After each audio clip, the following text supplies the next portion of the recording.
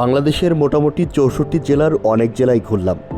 এবার ঈদে একটি ইচ্ছে রাখলাম।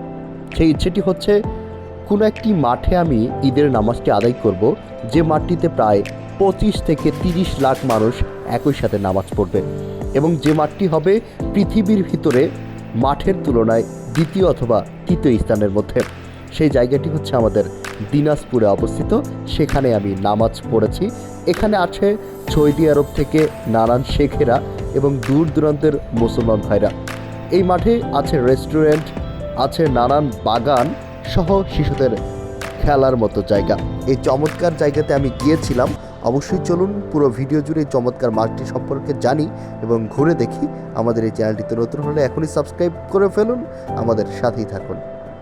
দিনাজপুরের বড় মাঠ নামে একটি জায়গা, যে জায়গাটি হচ্ছে বাংলাদেশ নয়, ভারত নয়, অথবা দু চারটি দেশ নয়, পুরো এশিয়া মহাদেশের ভিতরে সবচেয়ে বড় একটি মাঠের অবস্থান করছে এই জায়গাটিতে। আমরা দেখতে পাচ্ছি এই একটি করে ধাপে এখানে দুইটি পার্ট আছে।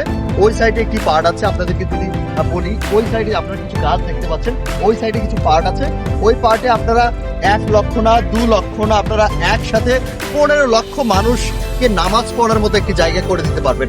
ঠিক তেমনই এই সাইডটিতেও কিন্তু আপনারা 1 লক্ষ না 5 লক্ষ না 10 লক্ষ না, আপনারা একই সাথে 15 লক্ষ মানুষের নামাজের ব্যবস্থা এখানে আপনারা করতে পারবেন। এই যে এখানে আমার ছোট ভাই আছে, ওদের এলাকাতে তুমি এখানে রেগুলার নামাজ পড়ো একটি কথা। হ্যাঁ, তুমি এখানে রেগুলার নামাজ পড়ো না? প্রতিদিন ঈদুল ফিতর, ঈদুল আজহা, দুই ঈদই আছে। আচ্ছা, এই জায়গায় যে একটা নামাজ পড়ার একটা যে শান্তি অথবা অভিজ্ঞতা, সেটা তোমার কাছে কেমন? এটা অন্যরকম, কারণ এই আমরা যখন মানে এলাকায় যখন নামাজ পড়তাম এরকম ফিল অনুভব করতাম না। কারণ এখানে বাইরের দেশ থেকেও আসে, আপনার সৌদি আরব থেকে আসে, দুবাই থেকে আসে, কাতার থেকে লোক আসে আমাদের সাথে এখানে জামাত, এখানে নামাজ পড়ার জন্য, এখানে নামাজ পড়ার জন্য আসা হয়। এবং কি আপনার চট্টগ্রাম বলেন, নীলফামারী বলেন, সিলেট বলেন, প্রত্যেকটা জেলার বড় বড় এমপি মন্ত্রীরা আসে এখানে নামাজ। খুবই চমৎকার। দর্শক মন্ডলী, আপনারা শুনতে পাচ্ছেন একজন এই এলাকার একটা ছেলের কাছে যে এখানে সৌদি আরব থেকে, দুবাই থেকে, পাকিস্তান থেকে মানুষজন আসে শুধুমাত্র এক ওয়াক্ত নামাজ পড়ার জন্য, তাও আবার ঈদের নামাজ পড়ার জন্য। তো এই চমৎকার জায়গা যেহেতু বিশাল বড় একটা বিস্তর জায়গা নিয়ে বাংলাদেশে অবস্থান করছে, কেন নয় আপনি একবার চাইলে আপনার জীবনের যে ইচ্ছেটুকু আছে সেই ইচ্ছের ভিতরে এটি একটা ইচ্ছে আকারে সাজিয়ে নিতে পারেন যে আমি এই দিনাজপুরের বড় মাঠে গিয়ে এক ওয়াক্ত ঈদের নামাজ আদায় করব। সেটা হতে পারে ঈদুল ফিতর অথবা ঈদুল আজহা।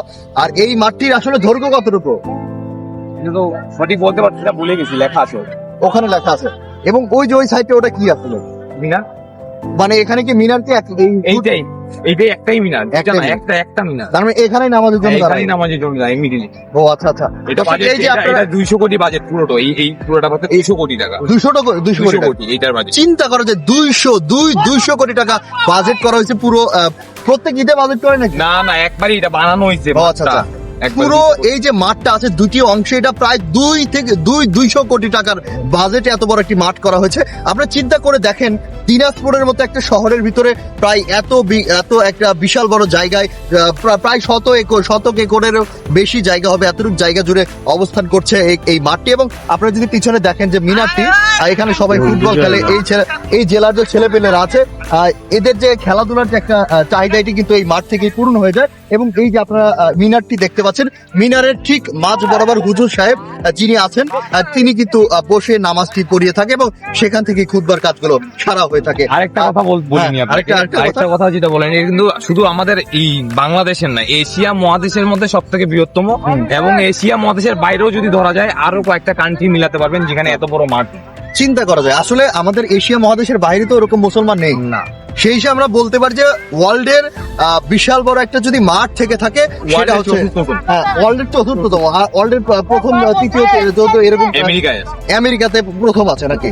আচ্ছা, ওয়ার্ল্ডের প্রথমে আছে যে মাঠটি সেটা হচ্ছে আমেরিকাতে, আর চতুর্থ দ্বিতীয়টা রাশিয়াতে আছে, এবং তৃতীয়টার খোঁজ খবর কি? আচ্ছা, প্রথমটা আছে আমেরিকাতে, দ্বিতীয়টা আছে রাশিয়াতে, এবং তৃতীয়টা আসলে সঠিক মনে পড়ছে না, আপনারা অবশ্যই সার্চ করে জেনে নেবেন। এবং চতুর্থ অবস্থানে কিন্তু বাংলাদেশের এই বিশাল বড় দিনাজপুরের বড় মাঠটি আছে।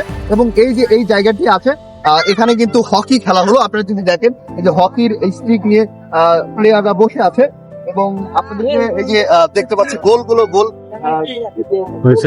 মাত্রই কিন্তু এই যে হকি খেলাটা শেষ হয়ে গেল। অনেক জেলায় তো ঘোরা হচ্ছে, আমরা বিভিন্ন জেলাতে যাচ্ছি, এরকম হকির যে একটা প্রিমিয়ার খেলা এরকম কিছু কিন্তু আমরা দেখতে পাইনি। আমরা দিনাজপুরে এসে দেখতে পেলাম। শব্দ বল আপনাদেরকে যদি দেখাই, এখানে একটা শব্দ আছে কিন্তু যে শব্দটা আছে এটা কিন্তু আমার হাতে ব্যথা করছে।